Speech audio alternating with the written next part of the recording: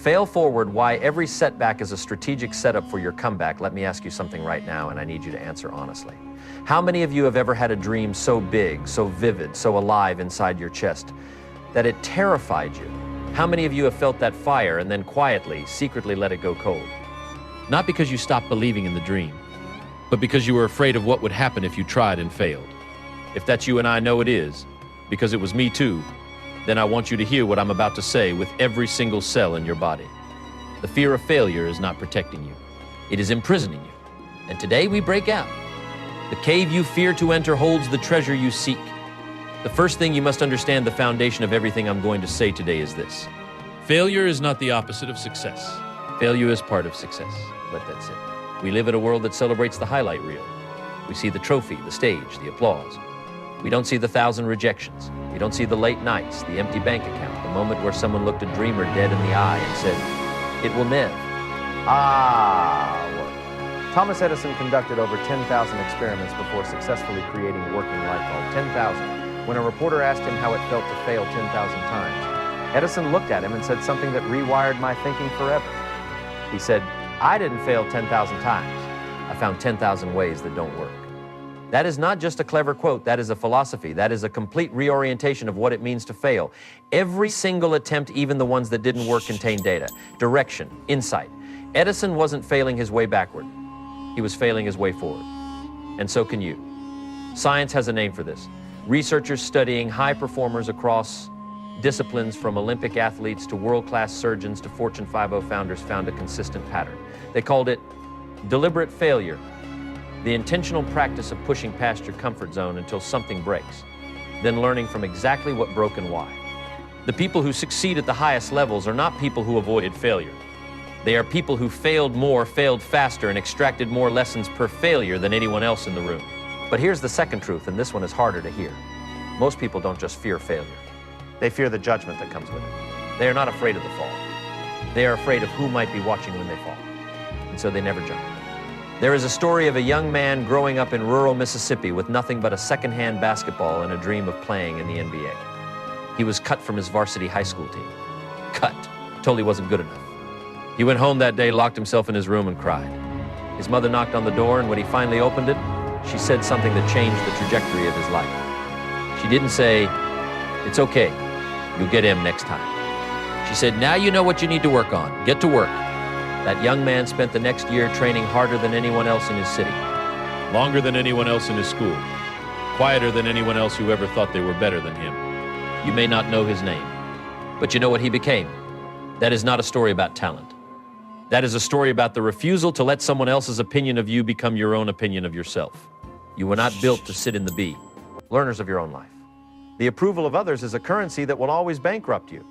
Because the moment you start making decisions based on what people will think, when you fail, you have already failed. You have already surrendered the most important thing you own, your willingness to try. The world does not remember the people who played it safe. History does not crown the cautious. It crowns the committed. Third, and this is where the conversation shifts from inspiration to strategy, every setback contains a redirect. Every closed door is pointing you toward an open one. But here's the catch. You have to be looking. You have to be paying attention. Because the redirect doesn't come with a flashing sign. It comes disguised as inconvenience, embarrassment, and loss. In 2001, a young woman named J.K. Rowling was living in Edinburgh, Scotland, as a single mother on government assistance. She had been rejected by 12 publishing houses. 12 separate editors had read the opening chapters of her manuscript and said, "Number." But she noticed something in each rejection letter. She noticed the ones that said no, but the rejections that came with a reason, with a note, with a direction. She didn't collect those letters as ones. She collected them as maps. Each one told her something about her craft, about her market, about her audience, and she refined, and she persisted. And on the 13th submission, the world met Harry Potter.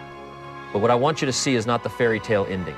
What I want you to see is the woman sitting at a typewriter in a cold apartment with a child she loved and a dream she refused to bury, choosing to interpret rejection as redirection rather than defeat.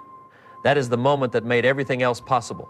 Not the book deal, not the movie, not the billions. The moment she decided that failure was information and she was going to use it. The fourth principle, and I believe this with everything I have, is that resilience is not something you are born with. It is something you build. And you build it the same way you build a muscle. by tearing it, stressing it, and giving it time to repair stronger than it was before. You do not discover your resilience sitting comfortably on your couch. You discover it in the arena. In 2008, the global financial crisis wiped out the life savings and businesses of millions of people overnight. Entire industries collapsed. But researchers who studied the aftermath found something remarkable. Among the people who had lost the most, there were many who had lost their lives, their homes, their livelihoods, and their dignity. A statistically significant group, roughly 1 in 5, had rebuilt their net worth within 5 years and surpassed where they had been before the crash. What separated them was not luck. It was not connections. It was not even education. It was what psychologists call post-traumatic growth, the documented phenomenon by which severe hardship, when processed with the right mindset, doesn't just restore a person to their former state, but actually elevates them beyond it. The pain was the catalyst. The loss was the teacher. The failure was the furnace that forged something unbreakable. Resilience is not the absence of breaking. It is the decision to rebuild and to rebuild better. This is not motivational language. This is documented human biology. When you go through something hard and you choose to grow through it rather than just go through it, your brain literally rewires itself. New neural pathways form. New capabilities emerge. You become, on a neurological level, a different and stronger version of yourself. You. Failure is not just a chapter in your story. It is the chapter that transforms the entire book. And fifth, the final pillar, the one that ties everything together, you must learn to take fearless, calculated risks. Not reckless risks, not blind leaps, but bold, intentional moves made from a place of preparation and purpose. The people who changed the world are not the ones who waited until the conditions were perfect, because conditions are never perfect. They are the ones who moved when they were ready enough and trusted that they would figure out the rest on the way down. A study by the Harvard Business School tracked entrepreneurs over a decade and found that the number one predictor of long-term business success was not the quality of the initial idea. It was not the funding. It was not the market timing. It was the founder's personal history of previous failure. Founders who had processed that failure thoughtfully were significantly more likely to build companies that lasted, because they had something their competitors didn't. They already knew that failure wasn't fatal. They had already walked through the fire and come out the other side. That experience made them bolder, more decisive, less paralyzed by the what-ifs. So if you have failed before, and you have, all of us have, I want you to hear this right now. That failure is your most valuable credential. It is the badge that says you were brave enough to try. And every time you tried and fell short, you were quietly, invisibly, powerfully building the capacity to succeed. Here is what I need you to leave here with today. Failure is not your enemy. Fear is your enemy. Failure is your teacher, your compass, your proving ground. Every time life has knocked you down, something in you got up. Every time the door closed, something in you started looking for a window. That's something, that unquenchable, unreasonable, unstoppable force inside of you that is not an accident. You were not built to sit in the bleachers of your own life. You were built for the arena. You have a dream. I know you do. You carry it with you like a quiet fire, and some days the world does its best to put it out. Some days the people closest to you will doubt you. Some days you will doubt yourself. And on those days, I want you to remember this. The setback is not the end of your story. It is the setup for your comeback. The detour is not a dead end. It is a divine redirection towards something better, something bigger, something you couldn't have imagined from where you started. So let today be the day you change your relationship with failure. Let today be the day you look at every closed door, every missed opportunity, every moment you fell short, and say, thank you. Now I know, now I grow, now I go. You are not defined by what knocked you down. You are defined by what you do next. The world is waiting for what only you can give it. The time for playing small is over. The time for waiting until you're ready is over. You are ready enough. You are strong enough. You've been prepared by every single thing that has tried to break you. Now go fail forward. And don't you dare stop until you win.